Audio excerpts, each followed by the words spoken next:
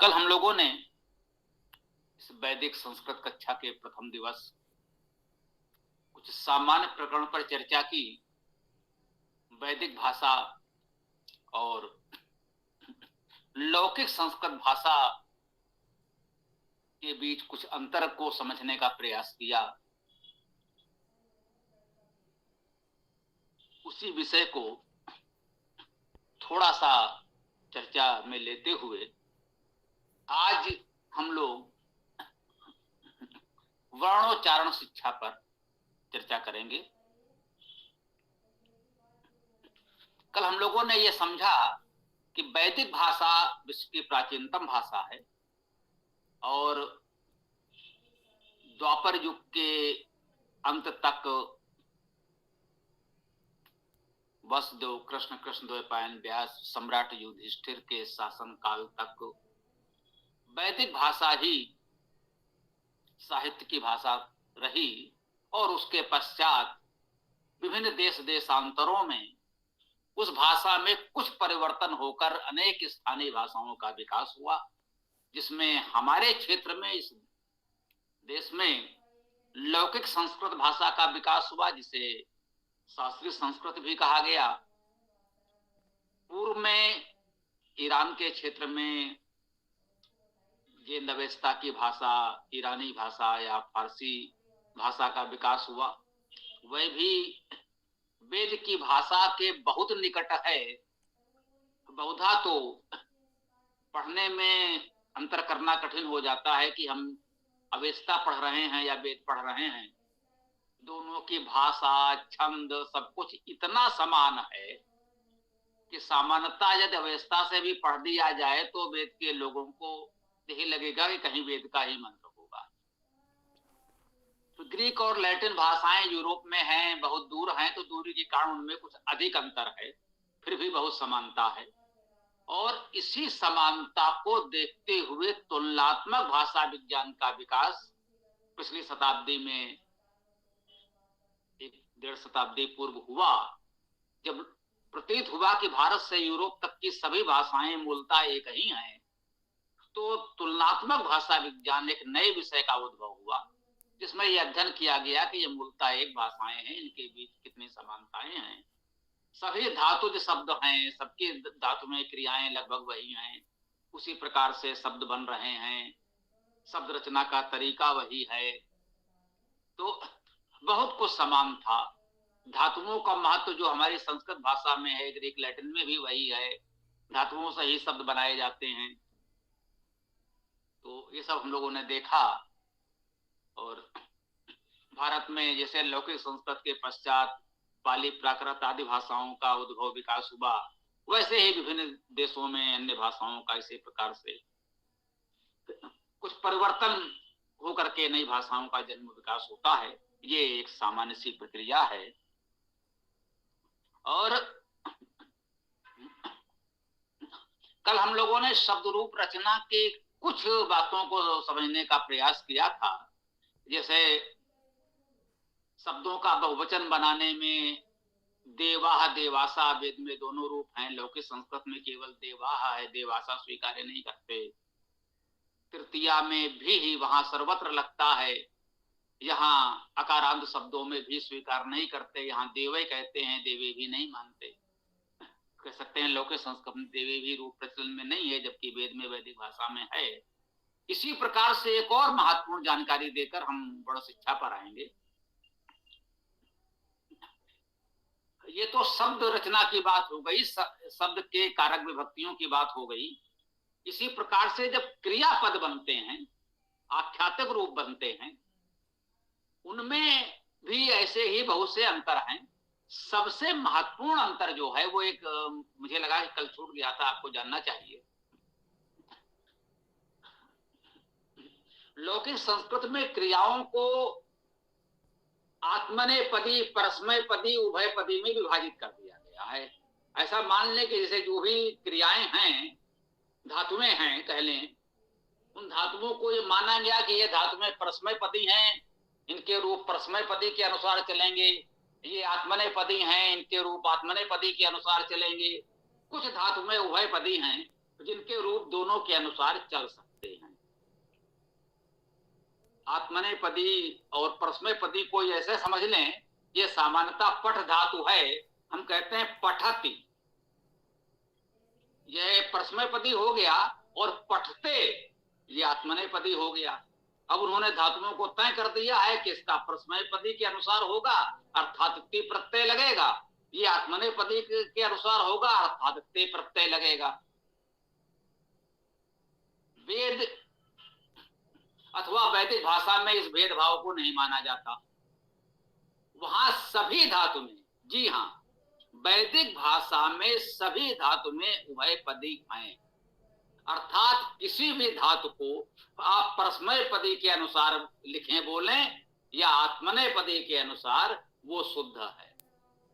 वहां पर ऐसा कोई भेदभाव नहीं है कि आपको ये रटना पड़े कि ये धातु में आत्मनेपदी में, ये परस्मैपदी में, ये उभयपदी में कैसे हैं। वहां ये भेदभाव भी नहीं है, तो देखिए कितनी सरलता हो गई। और एक उदाहरण के साथ इस प्रकरण को हम विराम देंगे। क्रिय धातु है, करना सर्वाधिक प्रचलित धातु होगी, संस्कृत में रूप बनेगा करोति, करता है। जिसे पठति हमने कहा, वैसे क्रिय धातु से करोति बनेगा। जब आप वेद को पढ़ते हैं तो आप पाते हैं वहां करत भी होता है और करते भी होता है। हम लोग वेदायन का पाठ आदि करते रहे हैं, वेदायन की व्याख्या भी की है। वहां पदाएं हैं करते राते हव्या, करते। अब कहेंगे तो खड़ी बोली में भी हम लोग बोलते हैं करते, जी हाँ, वेद में भी है करते। अब लौकिक संस्कृत के व्याकरणाचार्यों के अनुसार वो ठीक नहीं है, अशुद्ध है, तो आप अपना करते रहिए, लेकिन वेद में है और शुद्ध है, सर्वशुद्ध है। जब वेद में है तो उससे अधिक शुद्ध और हो ही क्या सकता है। वहां करत और करते भी रूप बनता है। तो इस प्रकार से एक जिज्ञासा, जो नए लोग हैं नहीं उतना गंभीरता से परिचित होंगे इन संस्कृत वैदिक भाषा और उसके व्याकरण के जाल से, तो उनको एक सुखद आश्चर्य हो सकता है कि वेद में वैदिक भाषा के अनुसार जब आप लिखेंगे बोलेंगे तो कितना सरलता आपके लिए हो जाएगी। आपको क्रिय धातु के लिए करोत कुरता की आवश्यकता ही नहीं है, कर्त करता करंत भी चलेगा, करत भी चलेगा और करते भी चलेगा। तो कितनी सरल हो गई वैदिक भाषा। तो चूंकि हमारा मुख्य उद्देश्य वेद को ही पढ़ना पढ़ाना समझना है, इसलिए उस सरल रूप से आपका परिचय भी करा रहे हैं, जिससे एक तो ये भ्रम दूर हो जाए कि वेद पढ़ना बड़ा कठिन है। लोगों ने एक भ्रम फैला रखा है कि वो संस्कृत के बड़े बड़े विद्वान कठिन से कठिन साहित्य पढ़ डालते हैं, और वेद की बात आती है, अरे भाई वेद तो बहुत कठिन है, वो हम लोगों के लिए कहाँ, वो तो बड़े बड़े विद्वानों ऋषियों की बात है, तो वेद तो आपके लिए नहीं है। नहीं, वेद लौकिक संस्कृत से अधिक सरल है और वो जनसामान्य के लिए सुगम है। इसलिए हम कह रहे हैं पहले वेद और वैदिक भाषा को पढ़ लीजिए, फिर लौकिक संस्कृत को समझने में और सरलता हो जाएगी। तो इस प्रकार से बहुत सी बातें हैं, उसकी चर्चा करेंगे तो फिर बहुत दिन चलेगा, लेकिन मुझे लगा कि इतना थोड़ा सा परिचय आपका करा दें तो अच्छा रहेगा। अब आते हैं जो पहला विषय हम लोगों ने लिया था आज के लिए, वर्ण शिक्षा। वर्ण शिक्षा का अर्थ क्या हुआ? वर्ण को सीखना, वर्ण क्या है ये जानना, अक्षर क्या है उसको समझना। वेद से हम लोग जुड़े हुए हैं, उसकी बात करते हैं। तो 4 तो वेद हैं, उसके वेदांग भी कहे गए हैं। जी सीताराम जी माइक बंद करें, ध्यान रखें, खुला है।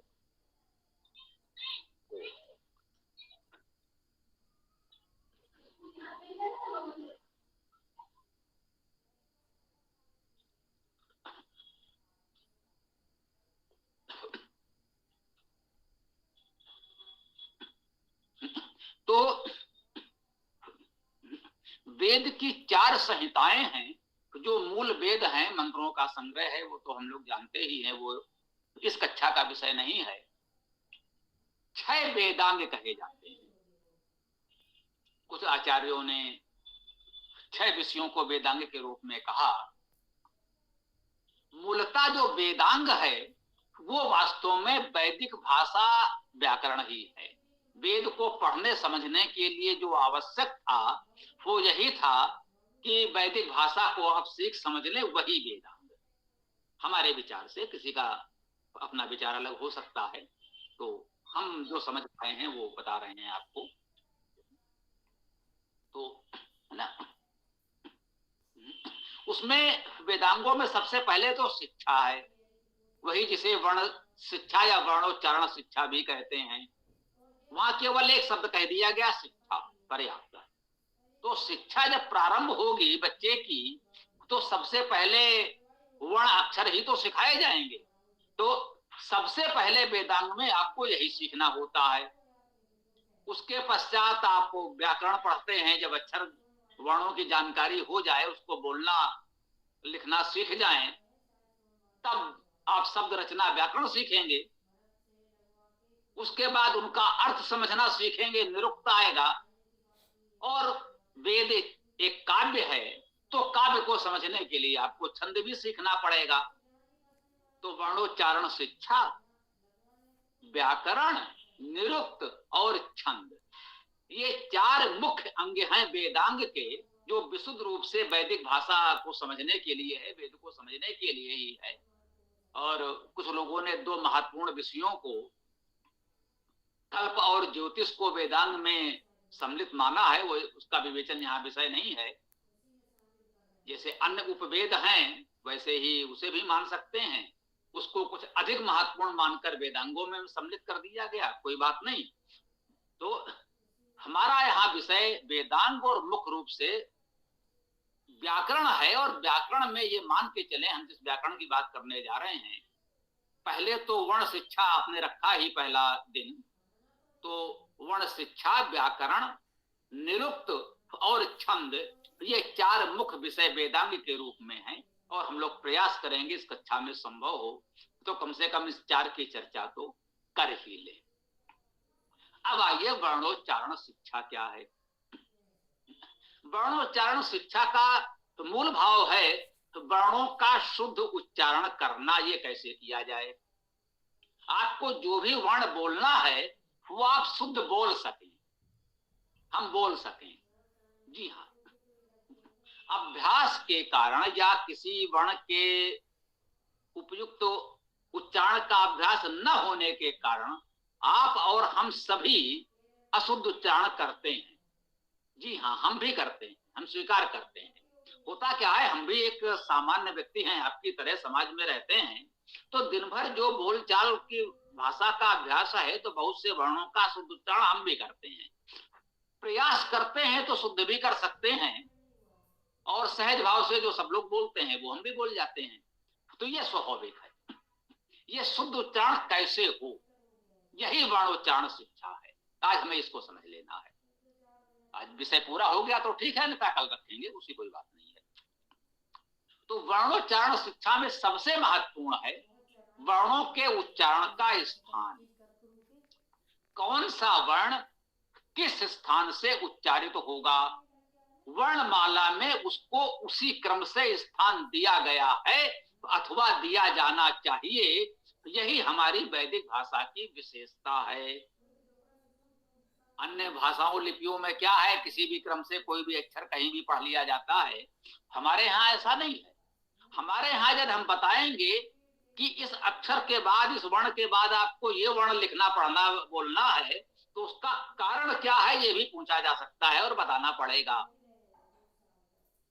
आ के बाद ई क्यों आता, ऊ क्यों नहीं आता, इसका भी कारण है, आपको जानना चाहिए और पूछने पर बताना चाहिए। 5 मूल स्वर माने जाते हैं। देखिए, स्वर व्यंजन हमारे यहां अलग हो गए, तो स्वर 5 हैं, मूल स्वर 5 हैं। आ, ई, रे,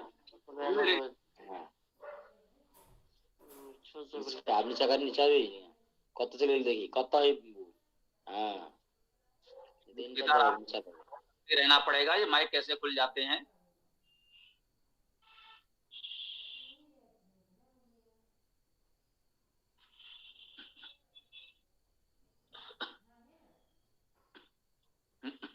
कृपया सभी लोग ध्यान रखें, माइक बीच में न खुले, प्रवाह नहीं टूटना चाहिए, अन्यथा थोड़ा विषय दूर हो जाता है, तो ध्यान रखें। तो हम बता रहे थे आपको कि 5 मूल स्वर हैं, अ, ई, रे, रे, उ। ये 5 स्वर हमने इस क्रम से पढ़े। इस क्रम से क्यों पढ़े? सामान्यतः विद्यालयों में शिशुओं को आ ई उ पढ़ाया जाता है, ठीक पढ़ाया जाता है, उस स्तर पर वो ठीक है, इस स्तर पर ठीक नहीं है। जब हम बड़े होकर के उसको सही रूप में समझना चाहें, देखिए आ, इसका उच्चारण स्थान कंठ है। आप आ बोलने का प्रयास कीजिए तो कहीं ना कहीं आपको कंठ से वायु की रगड़ अनुभव होगी। अब उसके पश्चात बोलेंगे ई। ई में जिह्वा आपकी तालु की ओर जाएगी, तो आ कंठ स्थानीय है, ई तालव्य अर्थात तालु स्थानीय है, ये का उच्चारण तालु से हो रहा है। रे मूर्धन्य है, इसका उच्चारण मूर्धा से हो रहा है। जो लोग मूर्धा न समझ रहे हो वो सामान्यतः मसूढ़े मान सकते हैं। दांतों से ऊपर और तालु के मध्य में, तालु और दांतों के मध्य में मसूड़ों का स्थान आप मूर्धा कह सकते हैं। मूर्धन्य है। और ले, हो सकता है उतना शुद्ध उच्चारण हम भी न कर पा रहे हैं क्योंकि कहीं बोलचाल में अभ्यास में है भी नहीं। ये दंत है, इसका उच्चारण दांत के से होगा। इसके उच्चारण में दांत का महत्वपूर्ण स्थान है, अर्थात जो वायु का घर्षण है वो दांत से। उसके पश्चात उ 5वां स्वर है, इसका उच्चारण स्थान ओष्ठ है, ओठ। तो सबसे पहले हमें ये उच्चारण स्थान जानने हैं, और ये उच्चारण स्थान देखिए क्रम से चल रहे हैं। सबसे पहले कंठ वहां आया, कंठ के बाद और आगे आए तो तालु आया, तालु के पश्चात मूर्धा, फिर दंत, दांत, और उसके पश्चात ओष्ठ। ये उच्चारण स्थान के जो 5 क्रम हैं, इन्हीं क्रम से ये 5 स्वर मूल रूप से होंगे। और स्पर्श व्यंजनों के 5 वर्ग हैं, वो भी इसी क्रम से हैं। का वर्ग काका गाघांगा, ये कंठ वर्ग का है। ये उच्चारण आपको कंठ से करना होगा, कंठ स्थानीय होगा। उसके पश्चात चा छा जा झाया, ये चा वर्ग तालव्य है, अर्थात तालु स्थानीय है। आप बोलकर देखिए, जब आप चाचा जाझा बोलेंगे तो जिह्वा तालु की ओर जाएगी। अब बोलिए टाठा डाढ़ाणा, टवर्ग का उच्चारण स्थान मूर्धा है, जिह्वा मूर्धा को स्पर्श कर सकती है, करेगी, ठीक। और इसके पश्चात ताथा दाधा ना, ये तवर्ग जो है इसका उच्चारण स्थान दंत है। आप देखिए ताथा दाधा बोलिए, जिह्वा दांतों को स्पर्श कर रही है। फिर पंचम प वर्ग है, पाफा बाभा मा, ये ओष्ठ स्थानीय है, तो इसका उच्चारण आप ओठों से ही कर सकते हैं, उसके बिना नहीं कर सकते। कंठ तालव्य आदि को यदि बहुत से सामान्य विद्यार्थी उतने सूक्ष्मता से अनुभव न कर पा रहे हो तो आप जैसे प वर्ग का उदाहरण दीजिए। प वर्ग ओष्ठ स्थानीय है, कहिए कि पाफा बाभा माँ बोलें और ओठ न मिलें, प्रयास कीजिए। बिना ओठों को मिलाए प वर्ग का उच्चारण हो ही नहीं सकता। यह ओष्ठ स्थानीय है, यह इसका तर्क संगत वैज्ञानिकता है। ये ध्वनि शास्त्र, ध्वनि विज्ञान के अनुसार हमारा पूरा ये वर्णमाला व्याकरण है, जो विश्व में दुर्लभ है। यही हमारी पूंजी है, इसे हमें बचाना है। इतने तर्क संगत तरीके से हमने ये किया। अब देखिए, स्वर हमने पहले आपको 5 बताए, स्पर्श व्यंजनों को भी उदाहरण के रूप में प्रस्तुत कर दिया, जिससे आपको ये उच्चारण स्थान समझने में सुविधा हो। ठीक। अब स्वर और व्यंजन का अंतर क्या है? स्वर का उच्चारण जब आप करेंगे तो ये विव्रत है, जिह्वा उस स्थान को स्पर्श नहीं करेगी, उस ओर मुड़ सकती है। जैसे कोई भी वर्ण बोलेंगे, क्या बोलेंगे, तो ये तालव्य है तो स्पर्श करेगा। जब ई बोलेंगे ये भी तालव्य है, ई बोलने में जिह्वा तालु को स्पर्श नहीं करेगी। विव्रत अर्थात खुलापन होगा, जिह्वा और तालु के बीच स्थान रिक्त होगा, खुला होगा। स्वरों का उच्चारण सामान्यतः विव्रत अर्थात खुला हुआ।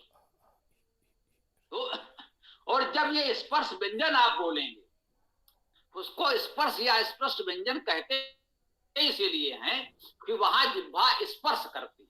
जैसे ओष्ठ वर्ग में तो ऊंट ही दोनों स्पर्श करेंगे, और चवर्ग टवर्ग आदि में जिह्वा स्पर्श करेगी अपने उच्चारण स्थान को, तो इसलिए वे स्पर्श व्यंजन कहलाते। स्वरों में स्पर्श नहीं हो रहा है, तो स्पर्श व्यंजन में स्पर्श हो रहा है। अब स्वर में 5 मूल स्वर हमने जाने, इनके लघु और दीर्घ भेद सामान्यतः पढ़े पढ़ाए जाते हैं, लोग जानते हैं। अ आ अ लघु, आ दीर्घ, ई लघु और दीर्घ। तो ये लघु और दीर्घ भेद 5 स्वरों के होते हैं। लोक व्यवहार में रे और रे का उच्चारण दुर्लभ हो गया है। सामान्यतः शब्दों में इन स्वरों का प्रयोग नहीं हो रहा है, यदि कहीं है भी तो उतने ध्यान देकर हम उच्चारण नहीं कर रहे हैं। प्रयास करें तो उच्चारण कर सकते हैं, जब हम जानेंगे कि री मूर्धन्य है और मूर्धा के अनुसार उच्चारण करना है, और वो भी स्वर है अर्थात जिह्वा स्पर्श नहीं करेगी, तब आप री का शुद्ध उच्चारण कर पाएंगे। बहुत प्रयास करके हम लोग कर सकते हैं, बहुत अभ्यास ना होने से उतना शुद्ध, हमने कहा हम भी सामान्यता नहीं कर पाते, जैसा सब लोग बोलते हैं हम भी बोल देते हैं, वो एक अलग विषय है। जानकारी होनी चाहिए और प्रयास करके हमें शुद्ध बोलने का अभ्यास भी करना चाहिए। तो अच्छी बात है, हो सकता है आप लोग हमसे अच्छा प्रस्तुत कर दें, अच्छी बात है, होना भी चाहिए। तो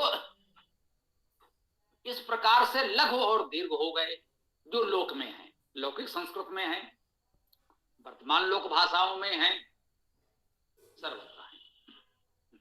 वेद में एक प्लुत भी होता है, आ दीर्घ से भी अधिक समय लेगा, प्लुत होता है। अब प्लुत का उपयोग वेद में भी यत्र तत्र कहीं खोजने से ही मिलेगा, सामान्यता नहीं है, अत्यल्प है लेकिन है। प्लुत का सर्वाधिक उपयोग इस उच्चारण में होता है। हम ओम लिखते हैं तो ओ के पश्चात 3 का अंक लिख देते हैं, ये बताने के लिए कि यह प्लुत है और इसका उच्चारण 3 गुना होना है। जैसे जो ह्रस्व या लघु है वो 1 गुना कह लीजिए कि 1 अंक उसका हुआ, उच्चारण का जो समय लगा 1 इकाई लगा। दीर्घ में दुगुना हो गया और प्लुत में 3 गुना हो गया। आ तो कहीं कहीं वेद में प्लुत का चिन्ह मिलता है और तो कहीं वेद के अतिरिक्त तो मिलता नहीं। ओम में प्लुत बोलने का अभ्यास सामान्यतः लोग करते हैं, बोलते हैं, और जन सामान्य तो ओम कह देते, यही पर्याप्त है, हम लोग भी सहज भाव से बोल देते हैं। तो 3 का अंक लिखते हैं अर्थात 3 गुना उसका उच्चारण होना चाहिए, तो हम कहते हैं ओ। तो ये प्लुत हुआ। तो वर्णोच्चारण शिक्षा में इतना ही मुख्य विषय है जो हमारे लिए एक प्रकार से पर्याप्त होना चाहिए। अब इसमें यदि वर्णमाला की बात करें तो हम लोगों ने स्वर की बात कर ली, स्पर्श व्यंजन की बात कर ली। इसके पश्चात आता है अंतस्थ या रा लावा। इन्हें अंतस्थ व्यंजन कहते हैं, अंतस्थ कहते हैं, व्यंजन भी क्यों कहते हैं। अब ये अंतस्थ क्या है और अंतस्थ क्यों कहते हैं, ये जानना है। ये अंतस्थ अर्थात अंतः भीतर, बीच में, मध्य में स्थित है। स्वर और व्यंजन के मध्य इनकी स्थिति है। ईसत स्पर्श, जैसे या का उच्चारण स्थान तालु है या तालव्य है, ई भी तालव्य है, स्वर है। स्वर ई के उच्चारण में जिह्वा तालु को स्पर्श बिल्कुल नहीं करेगी, और क्या तालव्य है, इसके उच्चारण में जिह्वा तालु को स्पर्श करेगी, स्पर्श व्यंजन है। या भी तालव्य है। अब अंतर कहां से आया, या में जिह्वा तालु को बहुत थोड़ा सा ईसत स्पर्श, बहुत जरा सा थोड़ा सा स्पर्श कर सकती है। यदि ठीक से स्पर्श हो गया तो चवर्ग में चला जाएगा, और बिल्कुल स्पर्श नहीं हुआ तो स्वर ई हो जाएगा। तो स्वर और व्यंजन के मध्य स्थिति इस अंतस्थ वर्णों की है। ये केवल 4 हैं, या रा ला वा। प्रत्येक उच्चारण स्थान का केवल एक, उसमें भी कंठ का नहीं। कंठ स्थानी अंतस्थ वर्ण कोई नहीं है। तालव्य या, मूर्धन्य रा, रा का उच्चारण मूर्धा, जहां से टवर्ग का उच्चारण होता है वहीं से रा का उच्चारण होगा, वहीं से रे स्वर का उच्चारण हुआ।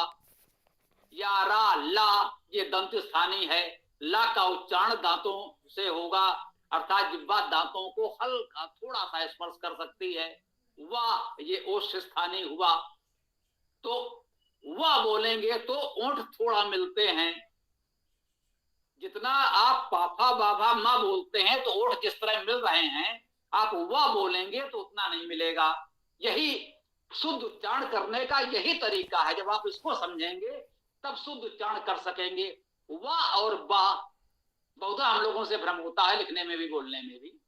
तो जरा प्रयास कीजिए, वाह बोलेंगे तो ओठ पूरी तरह मिल रहे हैं, वाह बोलेंगे तो ओठ उतना नहीं मिल रहे हैं। ये अंतस्थ है, वह अंतस्थ है।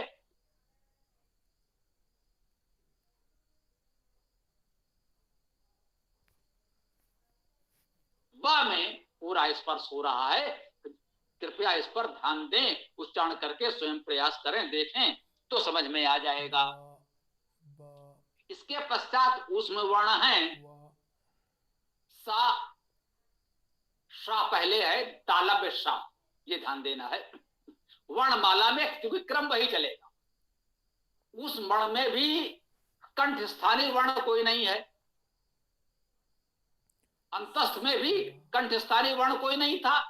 या तालव्य से प्रारंभ हुआ, ऊष्म वर्ण भी कंठ स्थानीय कोई वर्ण नहीं है, तो ये भी तालव्य से प्रारंभ होगा। शा तालव्य है, जिह्वा तालु की ओर जा रही है, तो आप बोलेंगे शा।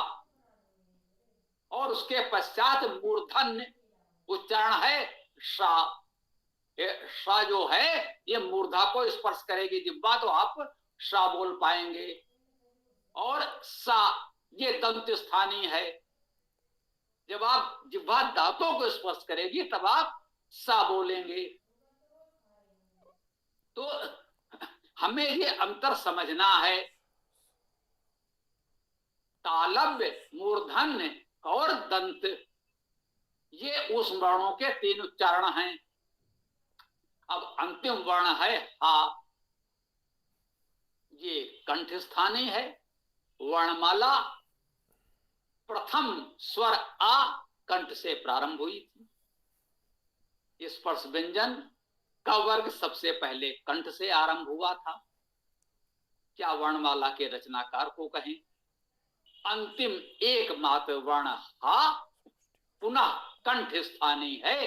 कंठ से कंठ तक आपकी वर्णमाला पूर्ण होती है। तो मेरे विचार के से आज के लिए इतना पर्याप्त होना चाहिए। शेष जो कुछ होगा वो कल देखा जाएगा। ओम।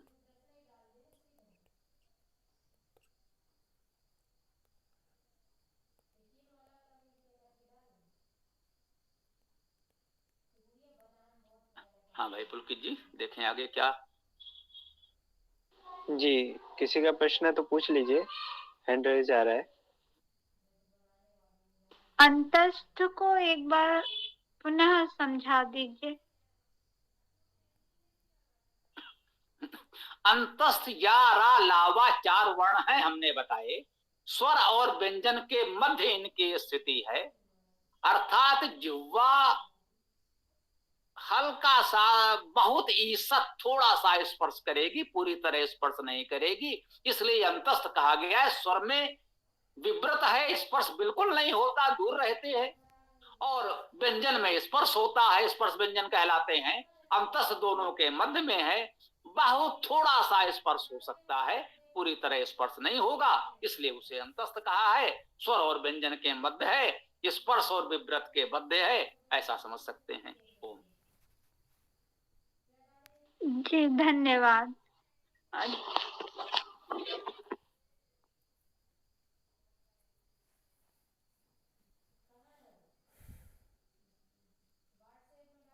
जी, और जिसको जो मैं पूछ सकती हूँ आचार्य जी? जी बताइए। हाँ जी, नमस्ते जी। मैं ये पूछना चाह रही थी, ये अंतस्थ और ऊष्म से पहले जो इनके लिखे हैं, ईशत सापृष्ठ, ईशत विवृत, इसका मीनिंग नहीं समझ आया मुझे। ईशत का भी नहीं आया और विवृत तो नहीं, ये भी नहीं आया वैसे तो। इन शब्दों के अर्थ। ईसत का अर्थ है थोड़ा सा, है ना, बहुत थोड़ा सा, जिसे हमने बराबर कहा है ईसत कहते समय, उसका अर्थ हमने बताया, बहुत थोड़ा सा स्पर्श है, ईसत का अर्थ है थोड़ा सा, ठीक है ना। विव्रत का अर्थ है खुला हुआ, स्पर्श का अर्थ है छू लेना, ठीक। विवृत का क्या बोला आपने? विवृत का? विव्रत का अर्थ खुला होगा, खुला रहेगा, दोनों के मध्य अवकाश। अच्छा, ठीक, धन्यवाद।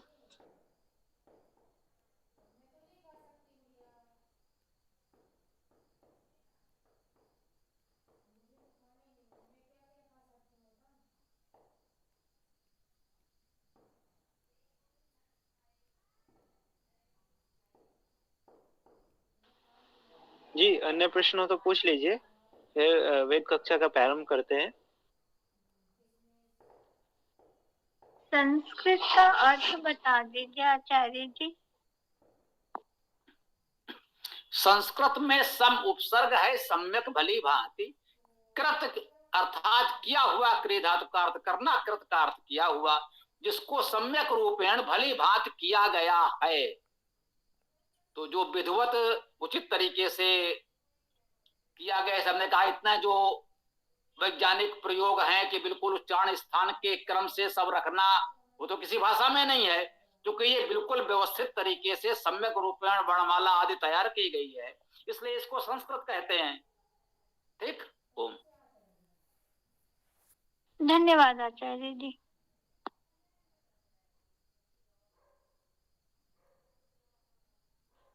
जी गुरु जी, तो वेद कक्षा शुरू करते हैं जी।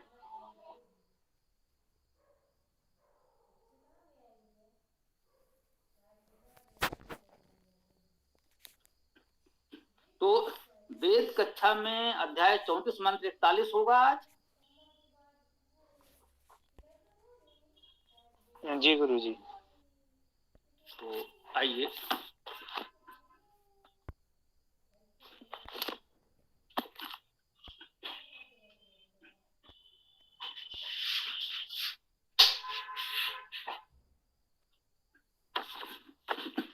ओम खम ब्रह्म।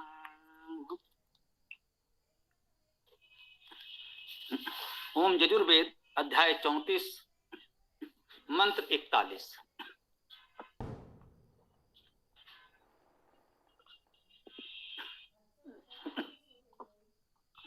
ओम पूषं तव व्रते वयं न ऋष्येम कदाचन स्तोतारः ते इह स्मसि। एक छोटा सा गायत्री मंत्र है। गायत्री मंत्र अर्थात 8 वर्णों के 3 चरण जिस मंत्र में होते हैं उसे गायत्री कहते हैं। गायत्री छंद है। 8 वर्णों के 3 चरण अर्थात कुल 24 वर्णों का छंद गायत्री होता है। वेद में सर्वाधिक मंत्र गायत्री ही हैं। जो लोग वेद से परिचित नहीं हैं वे किसी एक मंत्र को गायत्री मंत्र कहते हैं।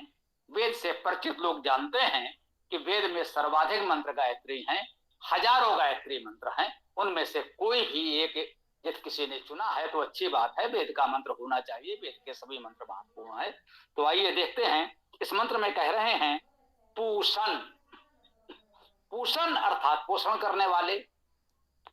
पूष धातु का अर्थ पोषण करना। तो पूषण हे पोषण करता। अब पूषण संबोधन कारक में है।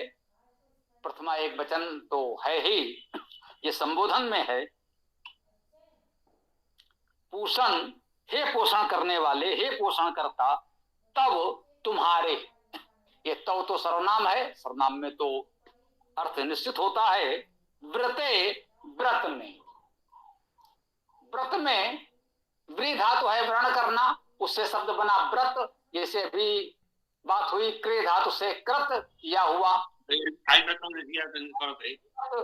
बड़ा लिखा हुआ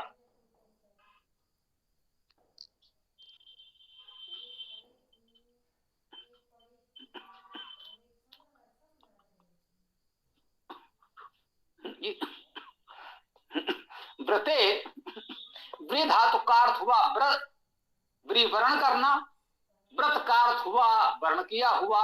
व्रते सप्तमी एक वचन व्रत में। तो कह रहे हैं पोषण हे पोषण करता तब व्रते तुम्हारे व्रत में वयम हम लोग। वयम भी सर्वनाम है, बहुवचन में है। हम लोग ना नहीं ऋष्याम ऋष्येम ऋष करें। ऋष्येम का अर्थ समझे तो यहीं से कह सकते हैं ऋष करें। अब ऋष धातु का अर्थ है हिंसा करना, दुख होना। तो न ऋष्येम अर्थात हिंसा न करें, दुख न करें। न हम दुखी हो न किसी और को दुखी करें। न ऋष्येम कदाचन कभी। ये तो अव्यय है, इसका तो अर्थ निश्चित होगा। पूषण तव व्रते वयम न ऋष्येम कदाचना। कह रहे हैं हे पोषण पोषण करता परमेश्वर। जी हाँ, वेद में ईश्वर को परमेश्वर को अनेक गुणवाची नामों से पुकारा जाता है। जहां हमारे जैसी भावना आवश्यकता होती है हम कहते हैं हे परमेश्वर आप दयालु हैं दया करें। आप पोषण करता है पोषण करें। आप न्यायकारी हैं हमें न्याय दें। तो ये पोषण करता न्यायकारी दयालु हम ईश्वर को ही तो कह रहे होते हैं। तो वेद में इसी शैली में चर्चा की गई है। हे पोषण करता परमेश्वर वयम तो व्रते हम लोग तुम्हारे व्रत में न ऋष्य में कदाचन कभी भी हिंसा न करें, दुखी न हो, किसी को दुखी न करें। यदि हमने परमेश्वर का व्रत लिया, परमेश्वर के साथ जोड़ना चाहते हैं तो हमें यह व्रत लेना होगा कि हम हिंसा नहीं करेंगे, किसी को दुखी नहीं करेंगे। कुछ कष्ट संकट हमारे ऊपर आएगा तो हम दुखी नहीं होंगे। परमेश्वर की कृपा है, हमें परमेश्वर पर भरोसा है। ये दुख कष्ट आया है तो दूर हो जाएगा। उस ईश्वर पर अपने लिए हम ये भरोसा रखें और स्वयं प्रयास करें कि किसी को हमारे कारण से दुख ना हो। हम हिंसा न करें, किसी को दुखी न करें। स्तोतारा ते इह स्मसि। स्तोतारा स्तुत करने वाले। स्तोत्र का बहुवचन स्तोतारा, स्तुति करने वाले। स्तुत धातु है स्तुत करना। स्तोतारा स्तुत करने वाले। ते तुम्हारे यहाँ, ये अव्यय भी है, कोई सर्वनाम भी कह सकते हैं यहाँ के अर्थ में, ये अव्यय है। ते तुम्हारे सर्वनाम है, तुम्हारे स्तोतारा, तुम्हारे स्तुत करने वाले ही यहाँ इस मसीह हैं। हम यहाँ पर तुम्हारे स्तुत करने वाले हैं। और जो उस परमेश्वर की, उस पोषणकर्ता परमेश्वर की स्तुति करता है, उसके व्रत को धारण करता है, तो इस छोटे से मंत्र में इतनी सी आशा अपेक्षा की गई है। न रिश्येम कदाचना, हम कभी भी रिस ना करें। रिस करना तो वर्तमान लोग भाषा में भी बोल देते हैं ना, वो रिसा गए, रिस करते हैं, रिस ना करें, अर्थात किसी को दुखी न करें, हिंसा न करें, क्रोध न करें। वर्तमान लोग भाषाओं में सामान्यतः रिस का भाव क्रोध करने से अधिक लिया जाता है। तो क्रोध करना भी एक प्रकार की हिंसा है, उससे भी किसी को दुख होता है। तो कहा गया है न रिशेम कदाचना, हम रिस ना करें, हम क्रोध ना करें, हम हिंसा ना करें, हम किसी को दुखी ना करें। यही उस परमेश्वर का, पोषण करता परमेश्वर का व्रत है। यदि हम चाहते हैं परमेश्वर से हमें पोषण प्राप्त हो, तो हमें इतना करना है कि हम हिंसा नहीं करेंगे, किसी को दुखी नहीं करेंगे। स्तोतारा ते यीशु मसीह, हम सब यहाँ आपकी स्तुति करने वाले हैं, उस परमेश्वर की स्तुति करते हैं। वह परमेश्वर सर्वव्यापक है, हम में, आप में, सभी में वही व्याप्त है। तो हम किसी को कैसे दुखी कर सकते हैं? हम आपको कैसे दुखी करेंगे? हम आपकी कैसे हिंसा करेंगे जब हम जानते हैं कि परमेश्वर वही आप में भी व्याप्त है जो हम में है? तो हम किसी की हिंसा कैसे कर सकते हैं? किसी को दुख कैसे दे सकते हैं? परमेश्वर का व्रत लिया है तो ये हम ध्यान रखें, उस सर्वव्यापी परमेश्वर को सब में देखें, तो कहीं भी हिंसा, दुख नहीं होगा। उसकी स्तुति हम सदा सर्वत्र करते रहेंगे। ओम खम ब्रह्म। ये बहुत छोटा सा और सरल मंत्र था, बहुत अधिक व्याख्या की अपेक्षा नहीं थी। इतनी बात को पूर्ण समझा जाए, और आगे जो भी इस पर चर्चा, प्रश्न उत्तर आदि करने हैं तो आप लोग अपने प्रश्न विचार रख सकते हैं। ओम। स्वामी जी, इस मंत्र से तो अब एकदम स्पष्ट हो गया है कि अहिंसा परमो धर्मा, ये परमात्मा भी मानते हैं। और इसमें तो ऐसा कहीं भी नहीं लिखा कि विशेष कारणों पर तुम हिंसा करना करके। यहाँ पे बस इतना लिखा गया है कि हम प्रभु की स्तुति करते रहें और कभी भी प्रभु का व्रत लें, प्रभु को सदैव स्मरण रखें, और कभी भी किसी की हिंसा ना करें, किसी को दुख ना पहुंचाएं, भले वो किसी भी प्रकार की हिंसा हो।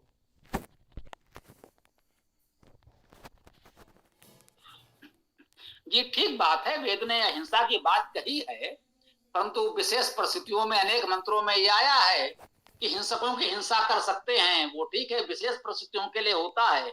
सामान्य स्थितियों में सामान्य बात तो कही ही जाएगी। जब कोई विशेष परिस्थिति होगी तब देखा जाएगा। आपस धर्म में कभी कभी कुछ हो सकता है। सामान्यता तो अहिंसा की बात हम सब करते ही हैं। और किसी का स्वामी जी ऐसा भी तो कर सकते हैं ना, जैसे अभी वर्तमान में हम रह रहे हैं भारतवर्ष में, तो यहाँ पे पुलिस, सैनिक और जितने भी जवान हैं उनको तो हम सब स्वीकार करते हैं कि उनके पास गन होना चाहिए, बंदूक होना चाहिए, हथियार होना चाहिए। लेकिन जो वर्तमान में सामान्य जनता है, जैसे हम और आप हो गए, हमारे पास तो अधिक हथियार नहीं है, तो हमको तो हथियार उठाने की ज़रूरत भी नहीं पड़ती। वैसे ही वेद के अनुसार भी। हाँ, बिल्कुल ठीक बात है। तो जिनका जो कार्य है वो करेंगे ही, और हमको आपको तो इसकी कोई आवश्यकता नहीं है। हाँ, अन्य कोई सज्जन कुछ कहना चाह रहे हैं तो बताएं।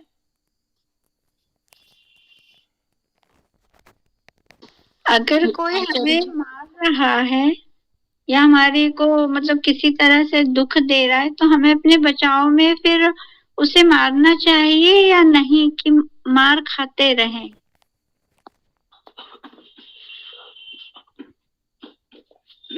ये तो हमने बताया, वेद के अनेक मंत्रों में आया है हिंसकों की हिंसा करें।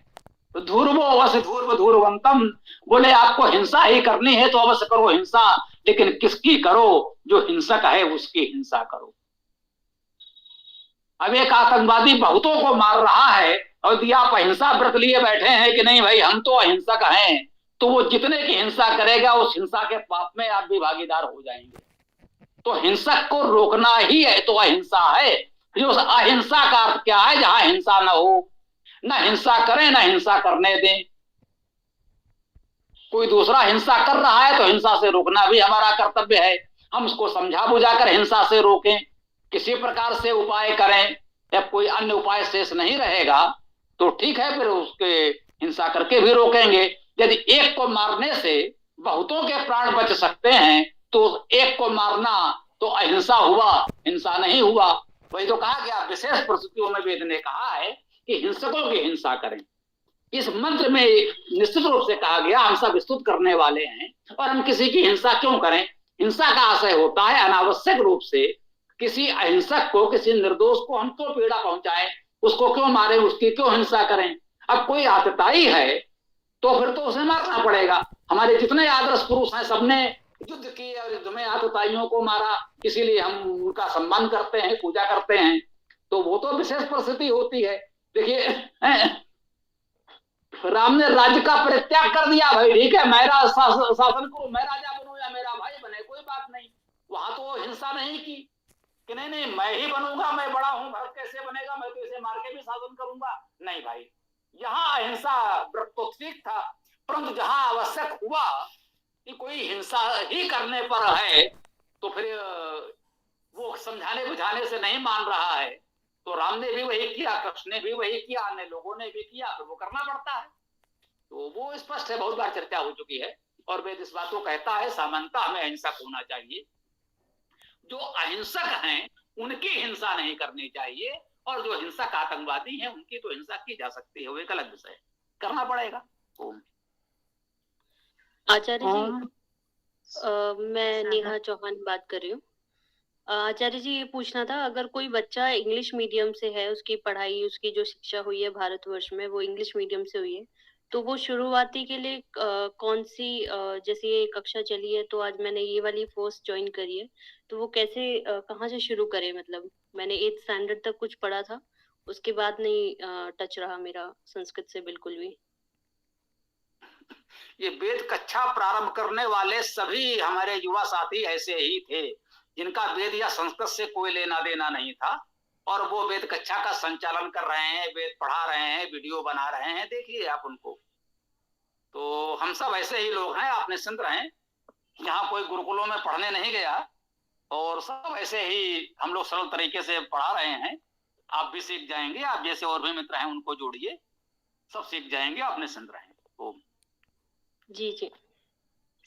ओम सादर नमस्ते स्वामी जी, मैं आपसे सहमत हूँ, लेकिन जब कोई विधर्मी या दूसरे धर्म के लोग वो बचपन से ही मदरसों के द्वारा अपने बच्चों को ट्रेंड कर देते हैं और हमारे यहाँ हमें अहिंसा ही सिखाई जाती है, तो हमें तो हथियार चलाना भी नहीं आता। तो जब ये पूरे टिड्डी दल की तरह से हमारे ऊपर आक्रमण करने लग जाते हैं, जैसे अभी मेवात वगैरह में हुआ, तब हम कैसे करेंगे? हमें कोई ट्रेनिंग तो दी नहीं जा रही, ना हमारे बच्चों को, ना महिलाओं को, ना पुरुषों को, ना हम सीखते ना हम करते। और दूसरा, जब वो हम पे कोई क्रोध करता है